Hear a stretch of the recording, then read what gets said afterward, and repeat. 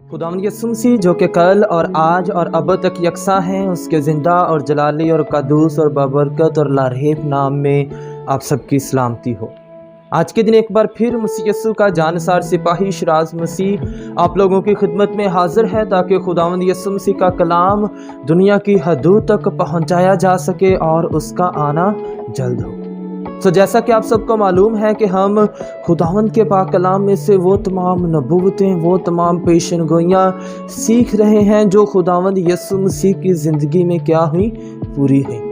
हम पहली चंद नबूवतें, पहली चंद पेशन गोइयाँ और उनकी तकमील सीख चुके हैं। आज के दिन हम खुदावंद के पाक कलाम में से सीखेंगे पैदाइश की किताब 12 बाब और उसकी 3 आयत में की जाने वाली नबूवत और उसकी तकमील।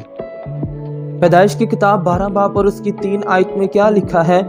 जो तुझे मुबारक कहे उनको मैं बरकत दूंगा, और जो तुझ पर लानत करे उस पर मैं लानत करूंगा, और ज़मीन के सब कबीले तेरे वसीला से क्या पाएंगे? बरकत पाएंगे।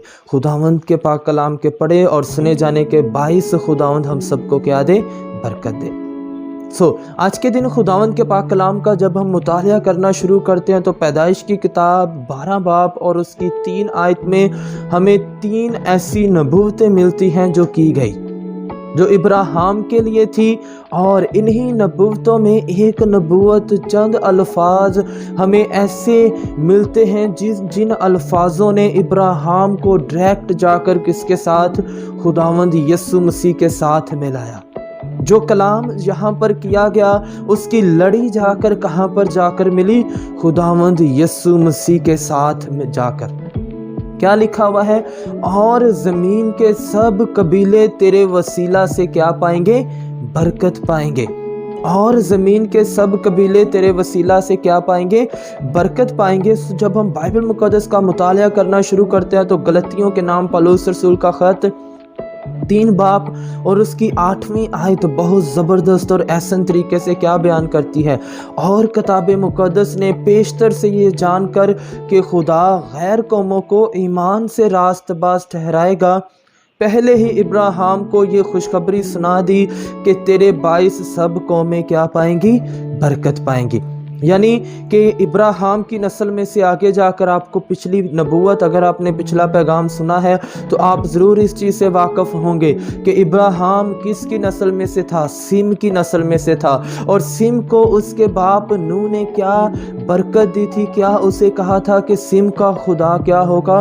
मुबारक होगा। और सिम की नस्ल में से आगे लड़ी जाकर इब्राहिम के साथ जुड़ती है और इब्राहिम को आकर खुदा दोबारा कहता है कि ज़मीन के सब कबीले तेरे वसीला से क्या पाएंगे? बरकत पाएंगे। और गलतियों 3 बाब और उसकी 8 आयत में हमें इसका खुलासा, इसका नतीजा पता चलता है कि दरअसल यहाँ पर क्या बात थी कि सिर्फ इब्राहिम के लिए ही नहीं, सिर्फ इब्राहिम के कबीले के ही लोग नहीं, बल्कि क्या लिखा है? ज़मीन के सब कबीले। कैसे? इब्राहिम के वसीला से, क्योंकि इब्राहिम की नस्ल में से आगे जाकर कौन? मेरा और आपका शख्सी निजात दहिंदा खुदावंद यीशु मसीह क्या हुए? पैदा हुए। इसी वजह से उसके नाम पर जो कोई ईमान लाता, चाहे वो जो कोई मर्जी है, ख्वाह वो पारथी है, ख्वाह वो सिंधी है, ख्वाह वो हबशी है, ख्वाह वो गोरा है, ख्वाह वो किसी भी रंग, कौम, नस्ल, मज़हब से ताल्लुक़ रखता है, लेकिन जो कोई खुदावंद यीशु मसीह पर ईमान लाता है वो क्या करता है? उस पर ईमान लाने के वसीला से खुदा की बरकतों को हासिल करता है। इसलिए इस हवाला में जो नबूवत की गई कि ज़मीन के सब कबीले तेरे वसीला से क्या पाएंगे?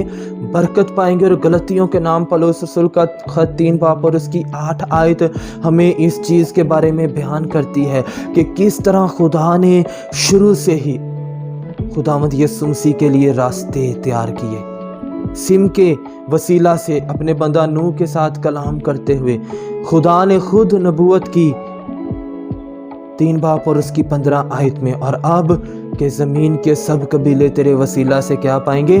बरकत पाएंगे। हर एक शख्स जो कोई दुनिया में है वो खुदावंद यीशु मसीह पर ईमान लाने के वसीला से क्या पाता है? नजात पाता है। खुदावंद आप सबको बरकत दे और अपने जलाल के लिए कसरत से इस्तेमाल करे। आमीन।